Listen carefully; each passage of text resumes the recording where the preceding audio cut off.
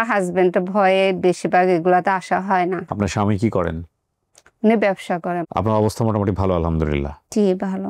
আমি এটা বিশ্বাস করি না, কারণ সবাই বলে কিন্তু কেউ খুঁজে দিতে পারে না। আপনি পাইলেন আপনার ভাই বোন বা আপনার বাপ মার এমন অবস্থা যে একেবারে খুবই করুণ অবস্থা, এতে কি আপনার কোনো সমস্যা আছে? আমার আব্বু যে রিস্ক চালায় তাতে আমার কোনো সমস্যা নেই। মানুষের তো সবার আত্মীয় স্বজন আছে, কিন্তু আমার আত্মীয় স্বজন নেই, এটা আমার থেকে খুব দেখতে খারাপ লাগে।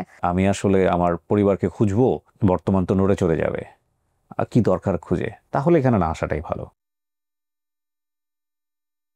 আসসালামু আলাইকুম প্রিয় দর্শক এবং শ্রোতা, আল্লাহ সর্ব অবস্থায় আমাদের সবার মঙ্গল করুন, সবসময়ের মতো সেই দোয়া এবং শুভকামনা জানিয়ে শুরু করছি আপন ঠিকানার একটি বেসিক ভিডিও।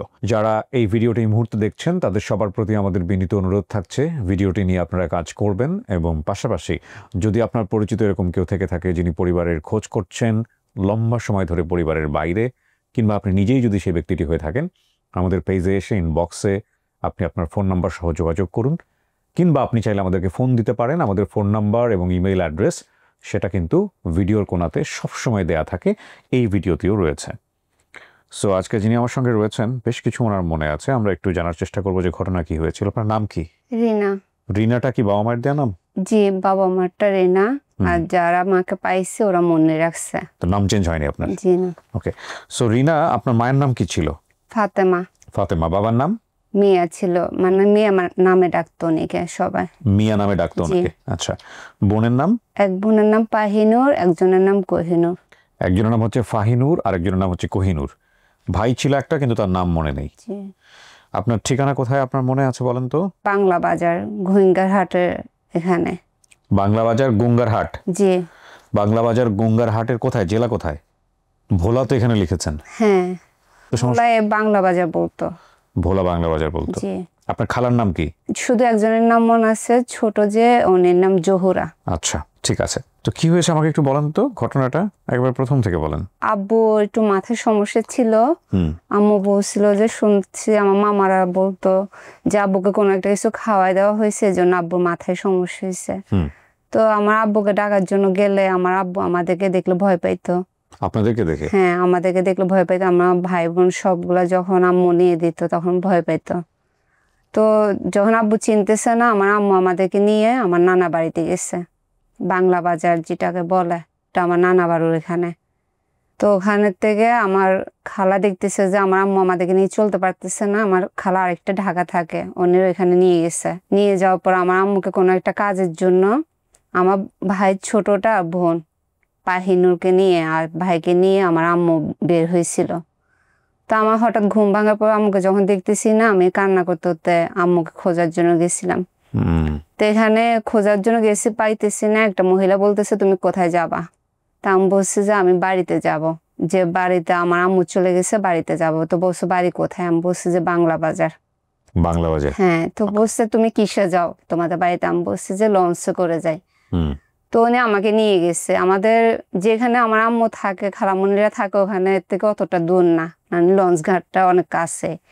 বাসে করে উনি নিয়ে যাওয়ার পর ওখানে আমাকে নিয়ে গেছে, নিয়ে লঞ্চে উঠছে। লঞ্চে ওঠার পরে উনি আমাকে বলতেছে যে যখন সকাল হয়েছে, বলতেছে এটাই ভোলা, তুমি যে কোনো বাসে উঠে বললে তোমাকে নিয়ে দিয়ে আসবে। কারণ আমি তো চিনতেছি না। তো একটা বাসে উঠে গেছি। বাসে উঠে যাওয়ার পর ভোলা রতন বাস স্ট্যান্ডে নিয়ে আমাকে নামাই দেওয়া হয়।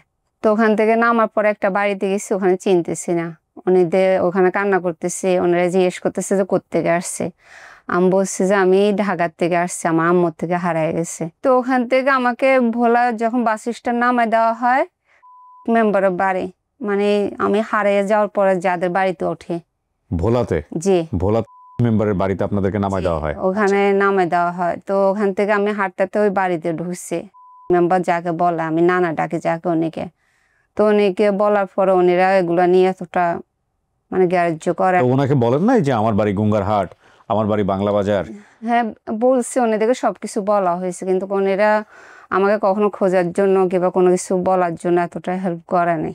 আর উনি যেভাবে রাখছে ওভাবে রাখার মতো আমি করে নেই। তার জন্য আমি আবার চিটাং চলে আসি। চিটাং কিভাবে আসলেন? চিটাং চলে আসি যে উনিদের পাশের একটা মানুষের সাথে, মানে ওনাদের দেখে ওনাদের এখানে থাকতে পারতেছি না। তারপর আমি বলছি যে তাহলে আমি চিরাং যেয়ে কোনো একটা চাকরি করে খাবো, যখন আমার আম্মু আব্বুকে পাচ্ছি না। তো ওনারা বলতেছে যে তুমি তো অনেক ছোট, তুমি কি চাকরি করবা।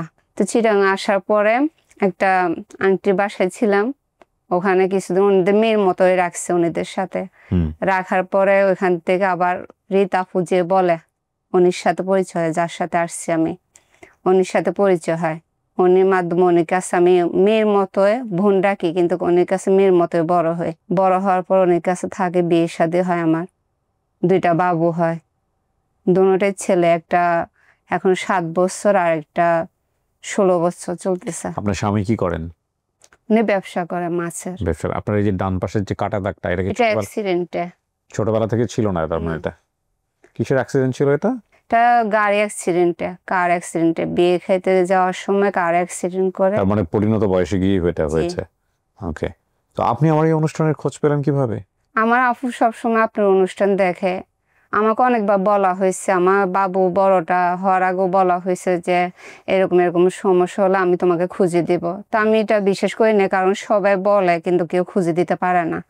আর আমি ভাবছি যে আমার হয়তোবা গার্জিয়ান আর কখনো খোঁজ নেইবে না, হয়তোবা নিচ্ছে না, এরকমটা মনে করে এগুলাতে আগাই নেই। মানে আপনার নিজের ইচ্ছা নাই? ইচ্ছা আছে, তবে মানে আমার হাজবেন্ডের ভয়ে বেশিরভাগ এগুলাতে আসা হয় না। কেন? উনি বলে যে এগুলা হয় না, এগুলা তো তুমি গেলে হয়তো বা ভিডিও হবে কিন্তু তুমি তোমার গার্জিয়ানকে পাবা না। না, সেটাও সত্যি কথাই বলেছে, সেটা হতেও পারে, সেটা বলে। হ্যাঁ, এটা এখানে অসংখ্য ভিডিও আছে যেগুলো অনেকে বলে যে গার্জিয়ান অনেক আছে যে মানে ছেলে মেয়ে বড় হওয়ার পর নিজের থেকেও এটা পরিচয় দিচ্ছে না। হ্যাঁ, এরকমও হয়। এরকমও হয়, উনি বলার কারণে মানে এগুলাতে আগানো হয়নি। আচ্ছা, এখন এটা মনে করে থাকলে তো অনেকে পেয়েছে, প্রায় 500-র কাছাকাছি পেয়েছে, সেটাও তো আপনার হাজবেন্ড বোধহয় দেখে নাই। দেখে আপনার হাজবেন্ড এগুলা? উনিকে আমি অনেকবার দেখাইছি যে আমি এই জায়গাটায় গেলে হয়তো বা আমার আব্বা আম্মুকে পাবো। তো বলছে পাইলে কি করবা? তা আমি বলছি যেমন হোক, আমার আব্বা আম্মু যেমন হোক, আমার আব্বা আম্মু তো আমি ওনাদের কাছে অন্তত আসছে পাবো, আব্বু বলে আম্মু বলে ডাকতে পারবো। ভাই বোন মানুষের তো সবাই আত্মীয় স্বজন আছে, কিন্তু আমার আত্মীয় স্বজন এটা আমার থেকে খুব দেখতে খারাপ লাগে। যেমন আমার বাচ্চারা সবসময় বলে বড়জন যে আম্মু আমাদের থেকে মামা নাই কেন, খালামণি নাই কেন, নানু নাই কেন, এটা আমার অনেক কষ্ট হয়।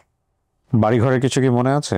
বাড়ি ঘরে মনে আছে বলতে, আমি যখন ছোট ছিলাম আমার নানার সাথে ঢাকা আসা যাওয়া করতাম খালামণিদের এখানে, তখন ওখানে মানে এখন বর্তমানে যেরকম যে সিএনজি আছে, তারপরে বাস, আমাদের ওখানে কখনো বাস দেখি নাই, তারপরে সিএনজিটা দেখি নাই, বেশিরভাগ গরু গাড়ি, তারপরে ঠেলা গাড়ি বলে এগুলা। তারপরে কোথায়? ঢাকাতে? না, আমাদের বাড়িতে আসার টাইমে। কিন্তু যখন হারিয়ে গেছি, যখন অন্য একটা মানুষের সাথে আসছি, তখন এখানে আসি দেখতেছি যে এখানে অনেকটা চেঞ্জ। মানে যে জায়গাটায় মানে ভোলাতেই যদি হয়ে থাকে তাহলে ভোলার এমন জায়গাতে নিয়ে গেছে যেখানে আপনাদের বাড়ির সাথে না, আমাদের বাড়িতে ছিল না। মূলত আপনারা ঢাকাতেই ভাড়া থাকতেন? জি, ভাড়াতে। বাবা তো কিছু করতে পারতো না, মানসিক ভাবে সমস্যা ছিল, তাহলে চলতো কিভাবে সংসার? বাবা অসুস্থ বিধে আমার খালামণি আমার ভাই বোন আমাদের 3 জনকে নিয়ে আমার আম্মুকে নিয়ে ঢাকা চলে গেছে, বলছে কোনো একটা কিছু করে বাচ্চাদেরকে নিয়ে চলবা, এটার জন্য নিয়ে গেছে। এবং এই ঢাকায় যাওয়ার পরই দুর্ঘটনাটা ঘটে? জি। আচ্ছা, ভাই বোনদের কথা কিছু মনে পড়ে? ভাই বোনদের বলতে বোন একটাকে পালক দিছে বলতে, ওটা বলে আমাদের দেশে বলে যে হুইন্না দিছে, এটা বলে। হ্যাঁ, এখন বলে যে মানে পালক দিছে এটা বলে, তারপর দত্তক দিছে এটা বলে, কিন্তু তখন আমার মাথায় আসতো যে মানে হুইন্না দিছে এটা বলতো, যে আমার বোন কোহিনুর আমাদের সাথে থাকতো। তার মানে অবস্থা খুব একটা ভালো ছিল না? অবস্থা তেমন ভালো ছিল না, যাতে মামাদের কাছে ছিলাম, খালাদের কাছে ছিলাম, ওরকম ভালো ছিল না। আপনার অবস্থা মোটামুটি ভালো? আলহামদুলিল্লাহ। জি, ভালো। আচ্ছা, তো এখন কথা হলো যে এরকম পরিবার অনেক সময় পাওয়ার পরে কিন্তু অনেকেই আর্থিক অবস্থার কারণে হোক বা যে কোনো কারণেই হোক, একটা স্ট্যাটাসের কারণেই হোক, অনেক সময় পরিচয় দিতে চায় না। এটা যেমন মায়ের পক্ষ থেকে, বাবার পক্ষ থেকে সত্য, তেমনি মেয়ের পক্ষ থেকেও সত্য। আপনি পাইলেন আপনার ভাই বোন বা আপনার বাপ মার এমন অবস্থা যে একেবারে খুবই করুণ অবস্থা, এতে কি আপনার কোনো সমস্যা আছে? কোনো সমস্যা নেই, আমার আব্বু দুজি রিস্কো চালায়, তাতে আমার কোনো সমস্যা নেই। আমি এরকম পেয়েছিলাম এখানে, এই এপিসোডগুলো প্রচারও হয়েছে, আপনারা টেকনিক্যালি বোঝেন নাই, আমরা অনেক কেটে কেটে প্রচার করি। মা পেয়েছে তার পরিবারকে, বোনকে পেয়েছে, মা তো বেঁচে নাই, মা বৃদ্ধ, বাকি সবাইকে পেয়েছে, কিন্তু সন্তানের যে স্ট্যাটাস হয়েছে, মানে ওই মায়ের আবার 2 মেয়ে হয়েছে, তো ওই 2 মেয়ের এক মেয়ে মনে করেন যে দেখতে প্রচুর সুন্দরী, তার এক ভালো অবস্থা সম্পন্ন জায়গায় বিয়ে হয়েছে, ছোট মেয়ে হয়তো লেখাপড়া করছে। ভদ্রমহিলা যিনি হারিয়ে গিয়েছিলেন সেও মোটামুটি দেখতে সুন্দর ছিল, যে কারণে বাংলাদেশের সমাজে আপনারা তো জানেন সুন্দরের একটা দাম আছে আর কি। মানে আর কিছু না হোক, মানে চামড়া সাদা হলেও সেটার একটা ভ্যালু থাকে আমাদের সোসাইটিতে। যাই হোক, ভদ্রমহিলা একটা অবস্থা সম্পন্ন পরিবারেও তার বিয়ে হয়েছে। এরপরে যে পরিবার তার পাওয়া গেল, সেই পরিবারের অবস্থা খুবই করুণ। এখন ভদ্রমহিলা নিজেও বলছে যে হ্যাঁ, এটা তার পরিবার, কিন্তু তার সন্তান তাকে কনফিউজ করে দিলেন। এরপরে ধরেন আমাদের এই ভিডিও প্রচার করতে গিয়ে যত রকমের বাধা আমরা পার করেছি অফ স্ক্রিনে, যে ভাইয়া এটা প্রচার করেন না, ভাইয়া এটা অমুক সমস্যা অমুক সমস্যা, ভাইয়া আমাকে দেখায়েন না, ভাইয়া আমার ছবিটা দেখেন না, আমার মাকে দেখান। পাশাপাশি বসছে মেয়ে, কিন্তু তাকে দেখাতে চায় না। তো আমি আসলে কোনো মন্তব্য করতে চাই না, এগুলো নিয়ে আপনারাই বুঝবেন যে এগুলো মানসিকতার জায়গাটা কেমন, কত তীব্র, কত ভয়ানক। এবং আরও কিছু পেয়েছি, যেমন আপনার মেয়ের খুব ভালো জায়গায় বিয়ে হয়েছে, অবস্থা সম্পন্ন, কিন্তু বাবা ভিক্ষা করতো। এটা একটা বিশাল ক্লু। এখন মেয়ে স্ক্রিনে বসে বলতে পারছে না যে আমার বাবা ভিক্ষা করতো। জামাই এসছে সাথে, কিন্তু জামাই স্ক্রিন ফেস করবে না। তার সামাজিকতার জায়গা থেকে এটা একটা বড় সমস্যা। তো আমার মনে হয় কি, আমাদের এই রকম সিচুয়েশনে যারা থাকেন, বা সন্তান তো আসলে কখনোই নিজের বাবা মাকে ফেলতে পারেন না, বাবা মাও কখনো সন্তানকে ফেলতে পারেন না, কিন্তু কখনো যদি সন্তান এমন বিকৃত মেন্টালিটির মধ্যে চলে যান যে না, আমি আসলে আমার পরিবারকে খুঁজবো, বর্তমান তো নড়ে চলে যাবে, আর কি দরকার খুঁজে, তাহলে এখানে না আসাটাই ভালো। কারণ এখানে অনেক হিডেন সত্য বের হয়ে আসে, যেটা অনেক সময় পরবর্তী জীবনে আপনি যদি সত্যভাবে মেনে নিতে না পারেন, তাহলে এটা ডিফিকাল্ট আপনার জন্য, মানে হিতে বিপরীত হয়ে যাবে। আর একটা হচ্ছে যে, যদি আপনার বর্তমান অবস্থা থেকে আপনি যদি আপনার পরিবারকে অ্যাকসেপ্ট করার মেন্টালিটি না রাখেন, তাহলে আপনার সারাউন্ডিংয়ে যারা আছে তাদেরকে একটু টেস্ট করে নেবেন, যে আপনি যদি আপনার বাবা খুবই দরিদ্র অবস্থায় বের হলো, আপনার মা খুবই দরিদ্র অবস্থায় বের হলো, এটা আপনার হাজব্যান্ডের স্ট্যাটাসের কী হবে, আপনার সংসারের অবস্থা কী হবে। সেগুলো একটু চিন্তা ভাবনা করে নিয়ে যদি আপনার হাজব্যান্ডকে আপনি কনভিন্স করতে পারেন, কোনো ঝুট ঝামেলা না হয়, তাহলেই আপনি এখানে আসবেন। আমাদেরকে অনেকেই বলেন যে ভাই, আপডেট ভিডিওগুলো করার পরে এনারা কেমন আছেন সেগুলো নিয়ে আমরা কেন কাজ করি না। আমাদের আসলে দু কারণে করা হয় না। একটা হচ্ছে এই রকম জটিলতা, আরেকটা হচ্ছে আমাদের সময়ের অভাবে, মূলত সময়ের অভাবে। আর আসলে যে আবেগটা নিয়ে ওনারা আসেন, এই আবেগটা 2 বছর পরে, 3 বছর পরে, 5 বছর পরে ওরকম থাকে না। It's not a cinematic thing, it's a life. So যে কারণেই কথাগুলো বলা আর কি, একটু বেশি বলে ফেললাম। রিনা, গুড লাক, দেখা যাক কি হয়। হ্যাঁ, আপনি কাউকে দেখলে চিনবেন? আমার আম্মুকে দেখলে চিনবো। তাই না? জি, আল্লাহ ভরসা। প্রিয় দর্শক এবং শ্রোতা, একটা ভালো সংবাদের প্রত্যাশা আমরা শেষ করছি। আসসালামু আলাইকুম।